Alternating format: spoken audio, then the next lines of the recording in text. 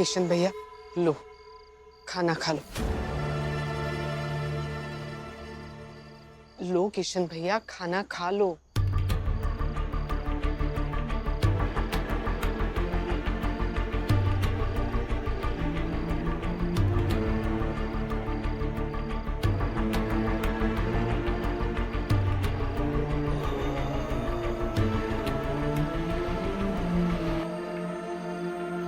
अंधेरा और भूख तो मिट जाएगी दीदी, लेकिन मन पर जो घाव लगते हैं उनका क्या करें? दीदी आपको कुछ पता है इस बारे में? ये तो मुझे नहीं पता।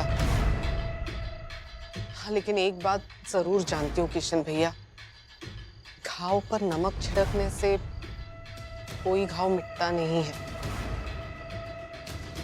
चाहे वो घाव मन का हो या शरीर का हो। मेरे मन के घावों पर तो मिर्च छिड़की जा रही है। मिर्ची और नमक का छोड़ दो। तुम यहाँ क्या कर रहे हो? कुछ नहीं बाबूजी, दीदी ने खाना ला कर दिया तो खाना खा रहा हूँ। बहू से लड़ाई की, बंटवारे की बात की, और कह रहे हो कि सिर्फ खाना खा रहा हूं? ये पता करना जरूरी नहीं समझा कि बहू ने खाना खाया है या नहीं? मैं जो कुछ भी कर रहा हूँ बाबूजी, वो सोच समझ कर रहा हूँ।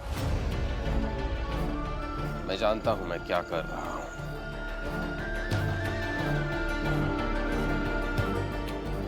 मेरी बातों का, मेरे कहने का जिसे कोई मोल नहीं है, कोई कीमत नहीं है, उसके लिए मैं क्यों भूखा रहूं? तो मैं सुन लूंगा क्या? माँ चिंता मत कीजिए और परेशान मत होइए। अगर परेशानी है तो बाबूजी की बातों पर ध्यान मत दीजिए। चाहे जो हो जाए, बाबूजी कुछ भी कह दे, लेकिन उन्हें ये नहीं कहना चाहिए था कि बंटवारा कर देते। उन्हें ये कहने का हक नहीं था, इसलिए उन्हें अपने मन की करने दीजिए और आप अपने मन की कीजिए। अगर दोनों अपने अपने मन से करेंगे तो दूसरों की जरूरत महसूस होगी, तो बुआ जी भी कुछ नहीं कर पाएंगी।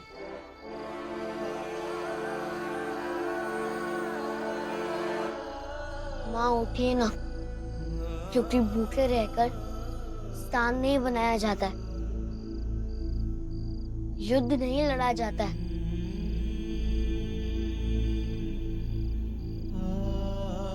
माँ मुझे भी भूख लगी है,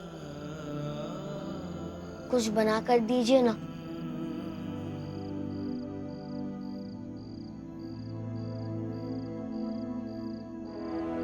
हाँ बेटा, बना देती हूँ। और सही कह रहे हो तुम, ये लड़ाई अब युद्ध बन चुका है।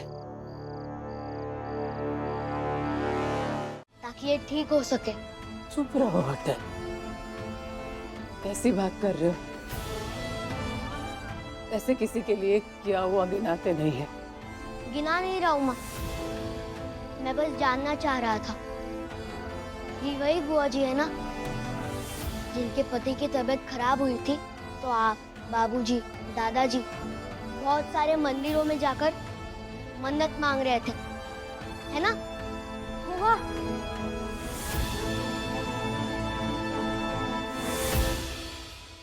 माँ के किए गए काम का हिसाब अब बेटा लेगा क्या?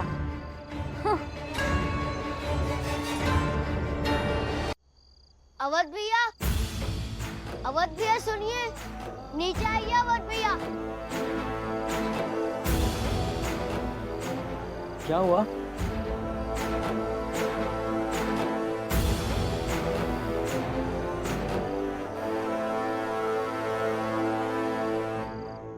क्या हुआ अटल? क्यों चिल्ला रहे हो? अवध भैया भाभी को समझाइए कि जब माँ काम कर रही है तो मदद कर देनी चाहिए। बंटवारे के बाद भी मदद की जा सकती है, और अगर काम नहीं करना है तो कम से कम शांत रहे। ताकि माँ को और तकलीफ ना हो।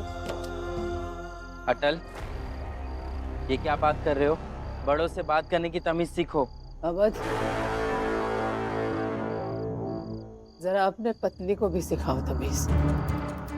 घर की बहू घर के बड़ों के सामने कैसे रहती है, इसकी तमीज। इतने दिन हो गए हैं, अब इतने दिनों बाद नैतिकता मुझे कोई नहीं सिखाएगा। अवध, इसे लेकर जाओ यहाँ से, लेकर जाओ इसे यहाँ से कमरे में।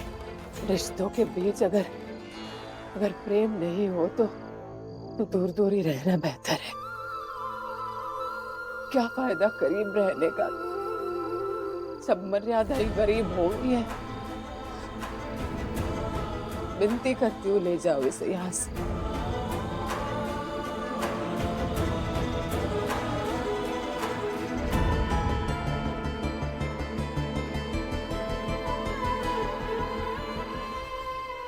और माँ, एक और बात पूछनी थी आपसे। ये वही बुआ जी है ना, जिनके आने से पहले आप उड़द दाल की बड़ी बनाकर रखती थी, क्योंकि इन्हें पसंद है। बस बहुत हो गया। तब से माँ बेटे दोनों नाटक किए जा रहे हैं।